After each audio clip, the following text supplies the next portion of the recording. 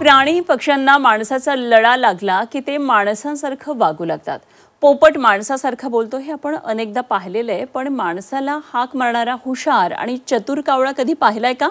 शहापूरमध्ये असा एक कावळा आहे जो चक्क बोलतो। विश्वास बसत नाहीये, पण ते सत्य आहे। पहा हा खास रिपोर्ट। हा आहे बोलका कावळा। मुकड्यांच्या कावळ्याचा भलताच तोरा। बाबा कुठे? बाबा आई बाबा। काल्या बोलतो मराठी भाषा। असू दे, येऊ दे आमचे बाय, ये गा। अरे असू दे ना। तो पण ते आम्ही घेऊन चाललो ना। ए बाय, इकडे ये ना।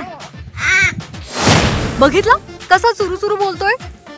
म्हणूनच हा काल्या सगळ्यांचा खास आहे।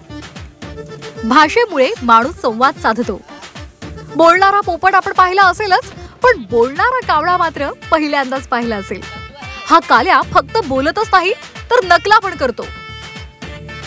आपण खोकतो अगदी तसाच खोकून दाखवतो।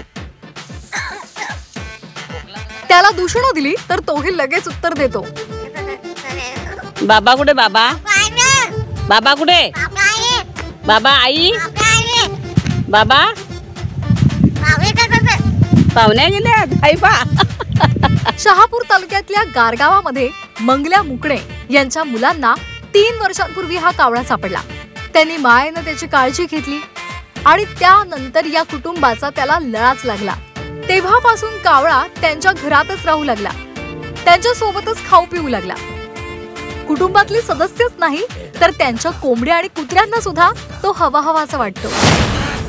तो फार बारका होता, म्हणजे 1 महिना झाला असेल। तेवढ्यात पडलेला झाडाखाली भेटला, मग तो आणला आम्ही।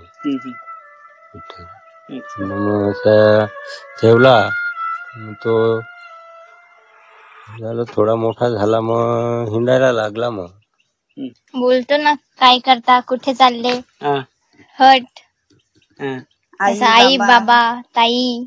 अच्छा। आणि सगळ्यांना आवाज देतो, परतू बाबू। मग कधीपासून बोलायला लागला तो? आताच बोलायला लागलाय। मग म्हणजे तुमच्या प्रमाणे तो बोलतो का? आपल्यासारखाच कावळा बोलू लागताच सगळ्यांनाच नवल वाटू लागलं। आता तर तो येणाऱ्या आणि जाणाऱ्यांची सुद्धा गप्पा मारतो।